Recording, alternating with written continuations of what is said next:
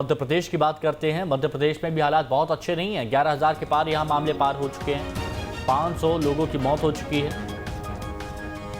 इंदौर में 4,134 मामले सामने आए हैं। भोपाल में 2,200 के करीब मामले सामने आए हैं। उज्जैन में कोरोना से 800 से ज़्यादा मामले सामने आए हैं।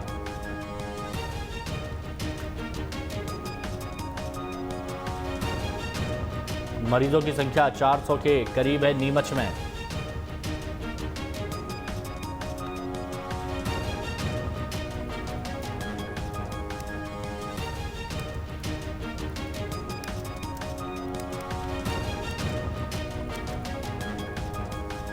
और एमपी में भी ये आंकड़ा बढ़ रहा है। इंदौर में 4,000 से ऊपर निकल चुके हैं। भोपाल में 2,200 से ऊपर निकल चुके हैं। जबलपुर, ग्वालियर, नीमच, हर जगह ये मामले बढ़ रहे हैं।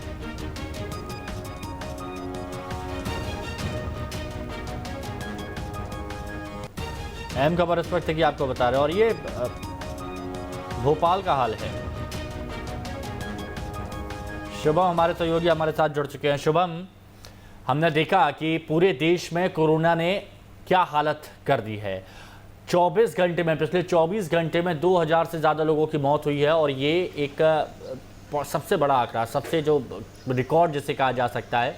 हालांकि ऐसे रिकॉर्ड बनते तो बहुत तकलीफ होती है। और मध्य प्रदेश की अगर बात करें तो मध्य प्रदेश में क्या ये मामला कंट्रोल में फिलहाल कुछ वक्त तक नजर आ रहा है? क्योंकि देश में ओवरऑल महाराष्ट्र, बाकी जगहों पर ये बहुत तेजी के साथ बढ़ रहा है, जितनी उम्मीद कभी नहीं की थी।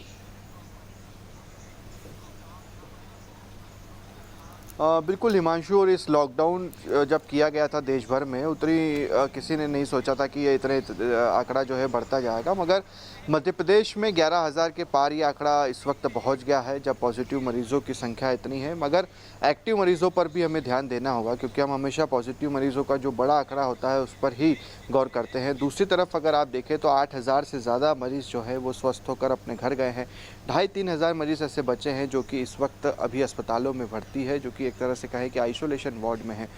तो रिकवरी रेट मध्य प्रदेश का काफ़ी बेहतर है। और आप देखिए कि जो दूसरे राज्यों में, यानी महाराष्ट्र में, दिल्ली में हम देख रहे थे कि हर दूसरा व्यक्ति संक्रमित मिल रहा था, वैसी स्थिति अब कम से कम मध्य प्रदेश में नहीं है। कल भी 5,000 से ज़्यादा टेस्ट किए गए और 169 के तकरीबन पॉजिटिव केस आए। उससे पहले 7,000 सैंपल लिए गए थे जिसमें जाँच की गई, तो 200 के तकरीबन पॉजिटिव केस आए।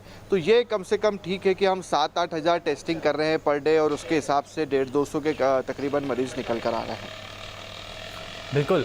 और अभी की अगर मध्य प्रदेश की परिस्थितियों की बात करें, बाकी मुंबई में तो हमने हालात देखे, दिल्ली में भी हमने हालात देखे, और मध्य प्रदेश की परिस्थितियों की बात करें तो क्या ये उम्मीद की जाए, जैसे जून जुलाई में कहा था कि मामले सबसे ज़्यादा पीक पर होंगे, अब जैसे जैसे ये वक्त गुजरता जा रहा है, जुलाई अब आने वाला है, अब कुछ लोग कह रहे हैं कि अगस्त, सितंबर, अक्टूबर तक भी ये मामले यहाँ पर बढ़ते हुए नजर आएंगे। तो विशेषज्ञों का क्या कहना है? जो म्यूटेंट है जो यहाँ पर कोरोना का, वो वीक होता जा रहा है, तो क्या ये हम माने कि ये मामले थमेंगे या फिर अभी इसी तरह धीरे धीरे ये मामले सामने आते रहेंगे? अभी हमें और लंबी लड़ाई लड़नी है।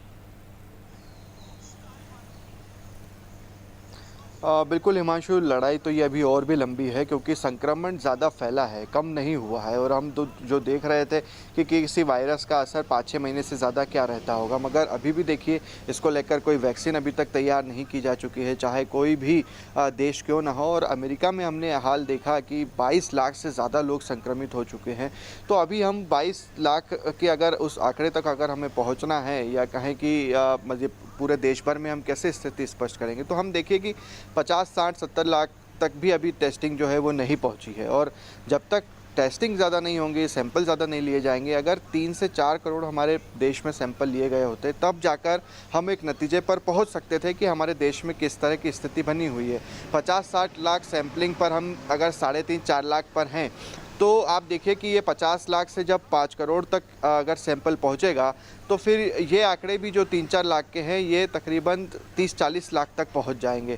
तो इस तरह की स्थिति इस वक्त देश में बनी हुई है। और अगर हम संक्रमण की बात करें तो ऐसा कोई ज़िला अब बचा नहीं है देश में जहां पर संक्रमण का खतरा ना हो। मध्य प्रदेश में भी हम मई के महीने में देख रहे थे कि 30-32 ज़िलों तक ही संक्रमण का खतरा था, मगर आज देखिए कि 52 ज़िले जितने हैं सभी पर संक्रमण का खतरा है। हर जगह अब केस मिल रहे हैं, 150-200 से ज़्यादा अब केसेस हर ज़िले में हो गए हैं। तो ऐसे में लोगों को सावधानियाँ बरतने की तो ज़रूरत है, क्योंकि अब हम देख रहे हैं कि ऐसा कोई वर्ग, ऐसा कोई सेक्टर नहीं छूटा है जहाँ पर कोरोना के मरीज़ नहीं पाए गए हों। आप देखिए कि राजभवन जहाँ पर इतनी सावधानियां बरती जाती है, मगर 7 से 8 कर्मचारी वहाँ के भी संक्रमित हुए। विधायकों की भी आप बात करें तो कुणाल चौधरी कांग्रेस के विधायक हैं, कोरोना से संक्रमित हो गए। कई बिजनेसमैन की बात करेंगे, वो भी संक्रमित हुए हैं। व्यापारियों को हम देख रहे हैं कि जो फल सब्जी बेचते हैं, थोक विक्रेता हैं, वो खुद संक्रमित हुए। तो ऐसी कोई जगह नहीं थी हिमांशु जहाँ से इस तरह की रिपोर्ट्स नहीं आई हो कि वो संक्रमित नहीं हुए। उसके बाद फिर जो लोग भी उनके संपर्क में आए थे, फिर उन्हें क्वारंटीन किया गया, वो ठीक हुए या नहीं। तो लोगों को तो सावधानी बरतनी होगी। और अभी कोरोना से लड़ाई काफ़ी लंबी चलने वाली है। अनलॉक भले ही हो गया है, लॉकडाउन खोल दिया गया है, मगर इसका मतलब ये नहीं कि कोरोना जो है वो खत्म हो गया है।